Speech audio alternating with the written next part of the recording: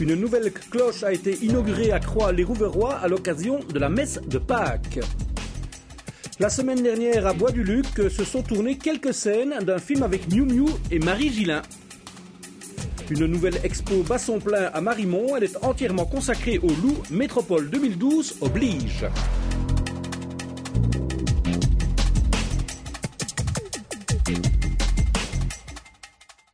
Bonsoir à tous. L'église de Croix-les-Rouverois se porte bien.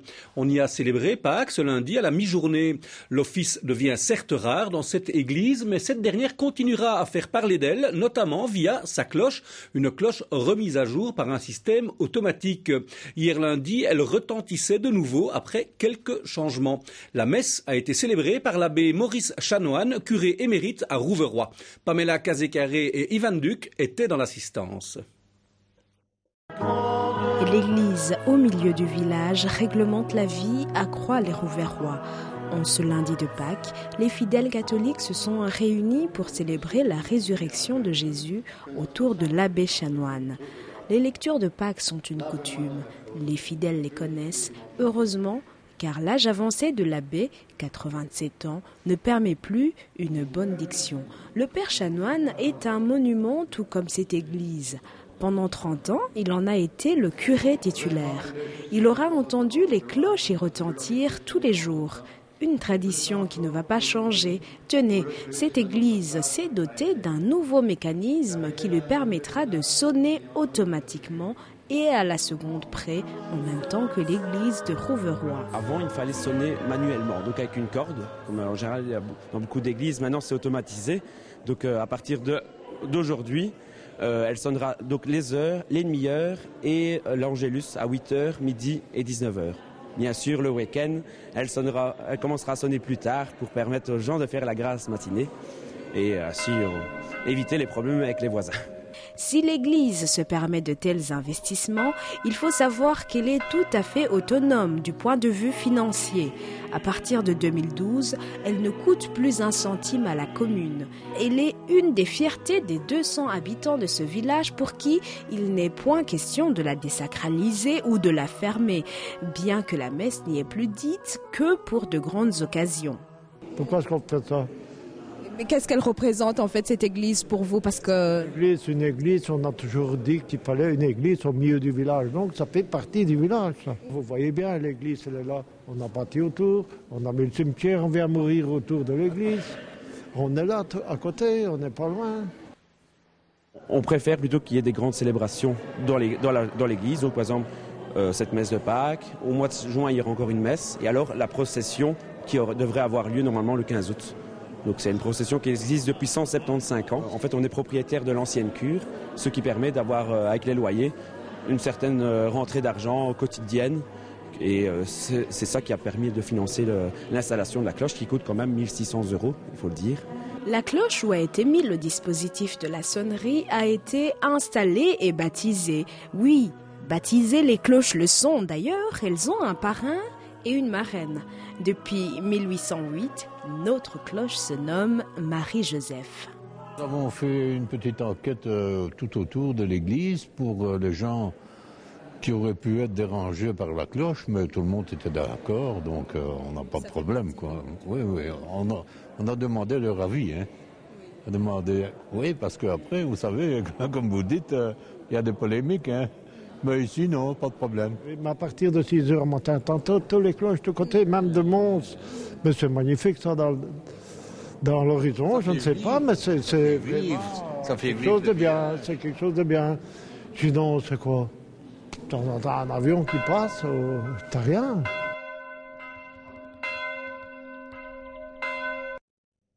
Ce matin, vers 6h30, au moins 2 individus armés et masqués ont braqué le GB Express d'Anderlu. Ils ont enfermé le personnel dans la réserve et ont emporté le contenu de la caisse. La police de la zone Binche-Anderlu s'est évidemment rendue sur place. Que ce soit au château de Louvigny, de Senef ou sur l'ancien site minier de Bois-du-Luc, on sait que les lieux historiques de chez nous attirent les coproductions franco-belges. Je vous parle évidemment de cinéma. Vendredi dernier, l'équipe du réalisateur François-Xavier Vive tournait dans le bureau du directeur à Bois-du-Luc. On sait déjà que le film s'intitulera Land et que les acteurs principaux en sont Miu Miu, Marie Gillin et Jalil Lesper. Merci. Merci Marie. Eh bien, il y a une peinture dans la chambre où je me préparais le matin. Oui. C'est votre portrait tout craché. Ah oui, c'est juste. Vendredi 6 avril, une activité assez inhabituelle règne sur le site minier de Bois-du-Luc. Il s'agit d'une effervescence toute professionnelle autour d'un film et de ses interprètes principaux. Ici, Marie Gillin et Jalil Lesper. L'histoire se déroule dans les années 20. Le combat d'une femme pour maintenir à flot l'exploitation de son mari décédé. Le combat des femmes en général. Voici brossé très rapidement le thème de Land qui se déroule dans le sud-ouest français. On a des décors, nous, dans l'organisation de la production qui sont en Aquitaine, dans les Landes et en Gironde, pour les extérieurs surtout. Même si toute l'histoire est censée se passer en Aquitaine, bien sûr, les intérieurs, on les triche et on les fait en Belgique. Donc ici, on est venu à Bois-du-Luc pour le décor d'une mairie, l'intérieur d'une mairie qui se trouve normalement dans les Landes. Le bureau du directeur convenait parfaitement à cette scène. Une partie du tournage se déroulait aussi au château de Louvigny. Où on a intervenu, mais assez peu, parce que c'est resté très beau de toute façon, et quasiment crédible tel quel pour cette époque. Rappelons que c'est ici aussi qu'Olivier Assayas a tourné une scène des destinées sentimentales. Le réalisateur n'est nullement étonné. La montée d'un mouvement social au tournant d'une époque relie les deux films. Toute une effervescence sociale autour du statut des gémeurs, des gens qui cultivent la résine, qui la récoltent. Mais bon, chez Assayas, c'était la porcelaine, je crois. Pour le site de Bois-du-Luc, c'est un vrai travail, mais un travail bien valorisant et bien nécessaire aussi. Aujourd'hui, l'activité est gérée professionnellement, que ce soit pour la publicité, les courts ou les longs métrages. Monsieur, vous filmez pas pendant qu'on fait l'interview écrite, hein. Si c'est un long métrage, donc d'où l'équipe énorme mobilisée sur le site, quoi. On est inscrit maintenant dans une espèce de base de données. Des photographies ont été faites, notamment des intérieurs, des bureaux, du charbonnage, et donc on est parfois sollicité, donc parfois ça aboutit, comme pour cette fois, parfois ça n'aboutit pas. À force d'avoir des demandes de ce genre-là, on est devenu un petit peu plus ferme en termes de négociation, et donc effectivement, nous, on trouve que c'est normal, et d'ailleurs les équipes de tournage le comprennent tout à fait, qu'ils contribuent au fonctionnement du musée, surtout que nous sommes quand même parfois un peu les parents pauvres, donc voilà, on négocie effectivement la location du site et on met à disposition toute une série de services, de locaux pour accueillir l'équipe, et on essaie d'être le plus discret possible. N'oublions pas les figurants sans qui bien sûr le film n'aboutirait jamais. Ceux que nous avons rencontrés sont pratiquement des professionnels. Ils savent tenir leur rôle, quelles que soient les vedettes en présence. On les voit de loin, mais beaucoup d'acteurs n'aiment pas trop une certaine promiscuité. On les voit, on les aperçoit, parfois on ne les connaît pas. Si on n'est pas cinéphile, on ne sait pas reconnaître tel ou tel comédien. Comme tous les figurants, quels qu'ils soient, grands ou petits, acteurs de complément, passent par le maquillage. Vous voyez peut-être cet air un peu basané, c'est dû au maquillage, à l'habilleuse, chez le coiffeur un peu. On est chouchouté malgré notre petit rôle, ce qu'on peut apporter à la production, quoi. La grosse difficulté que nous avons, nous, en tant que figurants, c'est de trouver des castings. Donc, avec quelques figurants, on a créé une association. Et c'est l'association des figurants et acteurs amateurs. Et l'information passe par vous alors? Et moi je gère je trouve les castings, je les redistribue par Facebook. C'est absolument gratuit, c'est ouvert à tout le monde. Je le considère comme un hobby, comme une occupation, un plaisir de rencontrer du monde, de retrouver des copains ou des hommes comme des dames et de visiter des endroits un peu insolites comme ici. Oui, un reportage exclusif signé Nathalie Roland et Charles Sauvage. La nouvelle exposition temporaire du musée de Marimont est cette année consacrée au loup. Clin d'œil évident vis-à-vis de la Louvière. L'exposition se veut accessible à des publics très variés, tant en âge qu'en intérêt. Petite visite express en compagnie de Thomas Baudouin et Michel Hayet.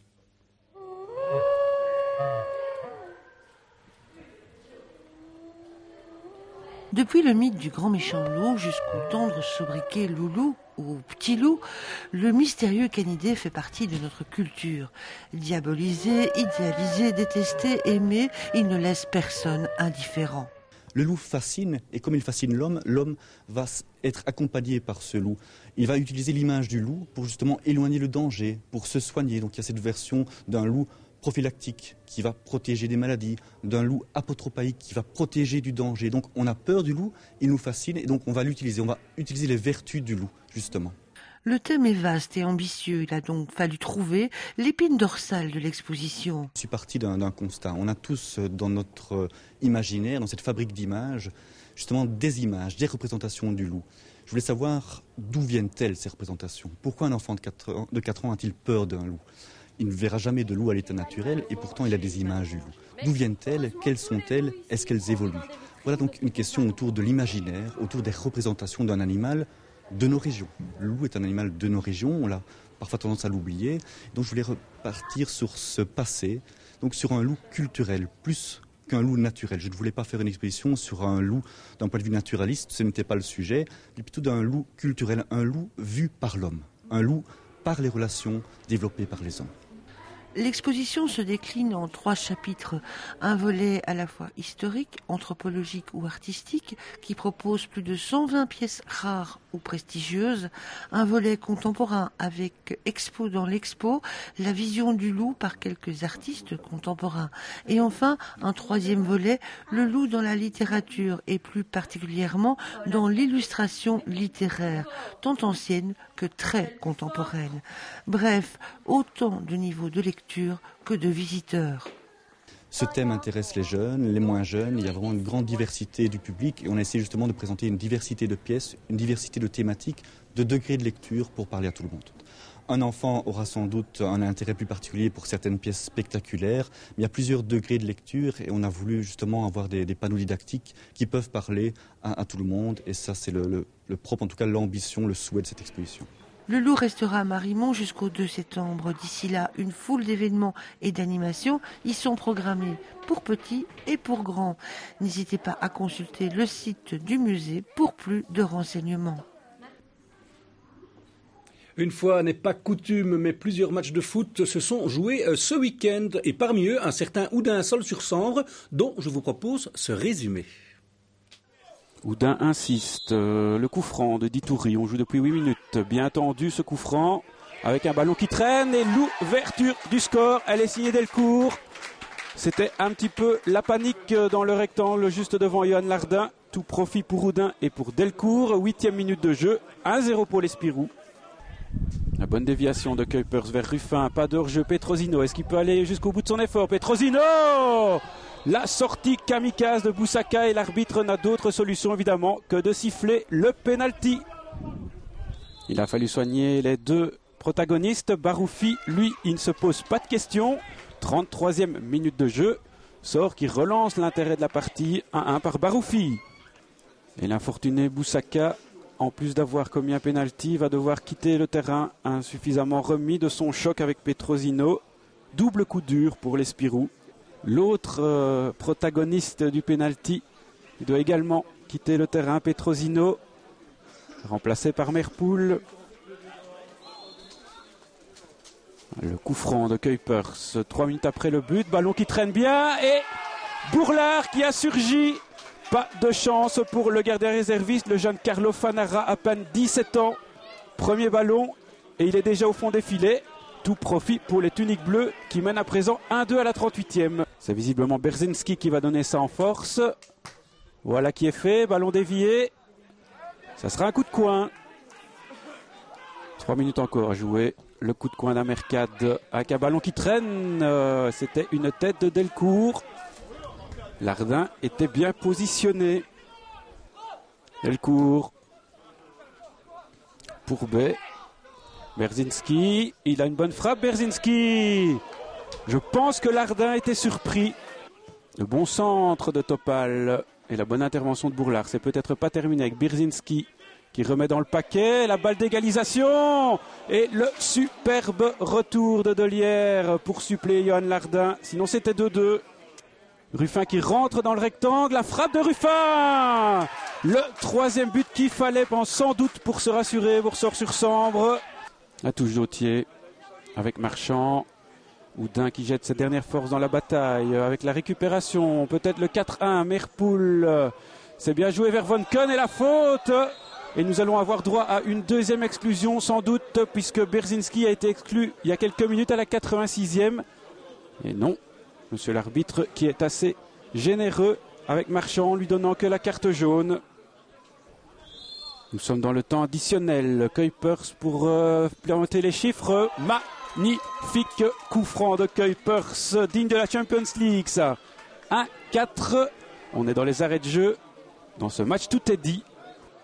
Après ce penalty, il y a ce deuxième but qui tombe directement. Donc moralement, là, les garçons, ça leur a fait très mal. Mais, on a repris cette deuxième mi-temps, mais sans être vraiment incisif dans leurs 30 derniers mètres. Et le troisième goal nous a coupé, je vais dire, le penalty, quoi. Donc là, c'est parti de ce moment-là. Il fallait continuer à se battre, on l'a fait. Mais on n'a pas été assez transcendant dans cette zone de vérité pour revendiquer quelque chose aujourd'hui. Et donc à l'arrivée, c'est une mauvaise opération, évidemment. De toute manière, jusqu'à fin de saison, chaque défaite sera une mauvaise opération, même les nuls. Donc ici, il nous reste 15 points à prendre. On va essayer d'en prendre un maximum pour sortir de cette mauvaise passe et surtout pas baisser les bras.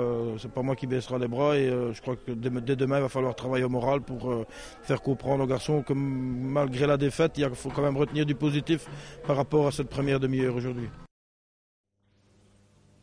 Oui, parmi les autres résultats en P1, on soulignera le succès de Manage face à Soigny 2-0, du Stade Brennois contre Pâturage 4-1 et le match nul entre Templeuve et Leval.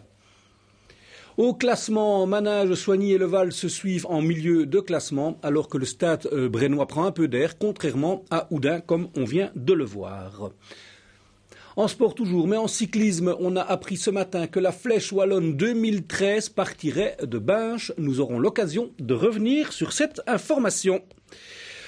Aujourd'hui, pour la suite de la série de portraits d'ambassadeurs de notre région, nous franchissons une nouvelle fois l'Atlantique pour partir à la rencontre d'un Andalusien qui a décidé de quitter sa terre natale pour s'installer au Canada et plus précisément au Québec. Un choix qu'il ne regrette pas, même si la région du centre reste bien présente dans son cœur. Un portrait signé Manuela Pintus et Nicolas Arias Arenas.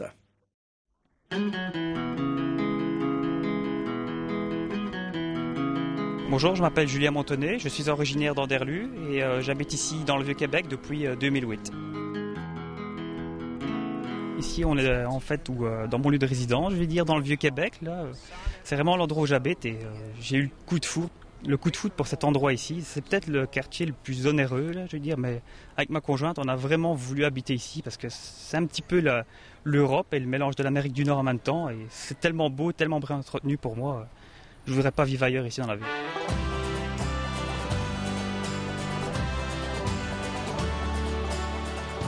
Un job de pâtissier dans une boulangerie de Ressé. Et oui, je suis peut-être parti un petit peu sur un coup de tête, vraiment l'envie. La famille qui essaie de me retenir, mais la volonté était trop forte et il a fallu que je m'en aille. Et atterrir ici tout seul avec sa petite valise, sans connaître personne, sans savoir où aller. Donc ça a été des débuts un petit peu inquiétants, je veux dire. Même dans l'avion, je me demandais, mais qu'est-ce que je fais là? Je quitte tout, j'étais si bien et pour partir un petit peu à l'aventure.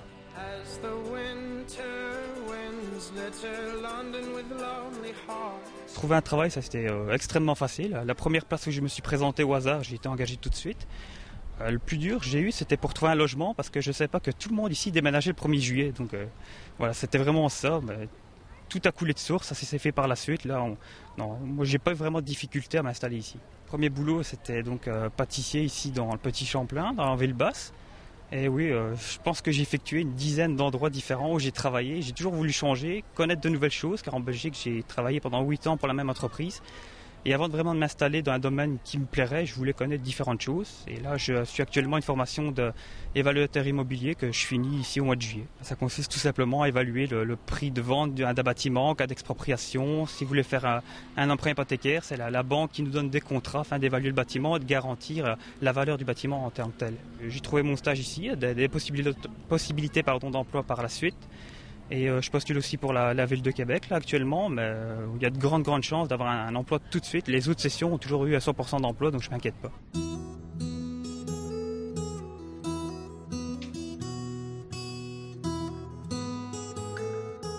La nostalgie revient de temps en temps, je dis un petit peu la famille, la nourriture, des bons moments avec les amis ou avec les collègues parfois. Ouais, c'est vrai que parfois ça nous manque.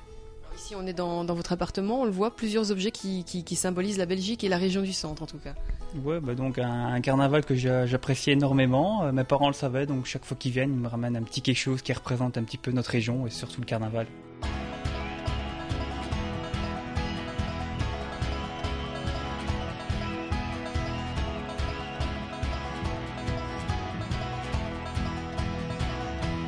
Derrière nous, un bâtiment belge de la délégation Wallonie-Bruxelles. Est-ce que quand on est si loin de son pays natal, on continue quand même à s'informer ou alors est-ce qu'on se dit loin des yeux, loin du cœur?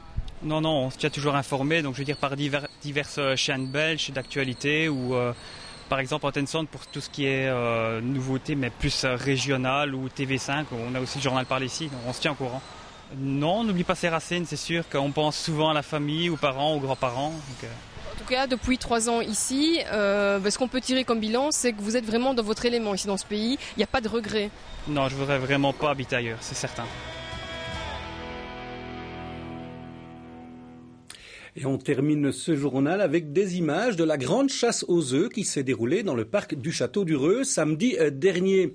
Organisée par la ville, l'Office du tourisme et des partenaires privés, elle a rassemblé de très nombreux enfants malgré une météo assez maussade. Une tonne de chocolat avait été disposée sur le site, au plus grand plaisir évidemment des jeunes chasseurs, comme vous pouvez le constater. Voilà qui vous met certainement l'eau à la bouche et qui met fin aussi à notre JT de ce mardi. Demain, c'est Pamela Kazé-Carré qui vous présentera les infos que vous pouvez voir sur notre site internet. N'oubliez pas aussi de nous rejoindre sur Facebook. Belle soirée à tous. Au revoir.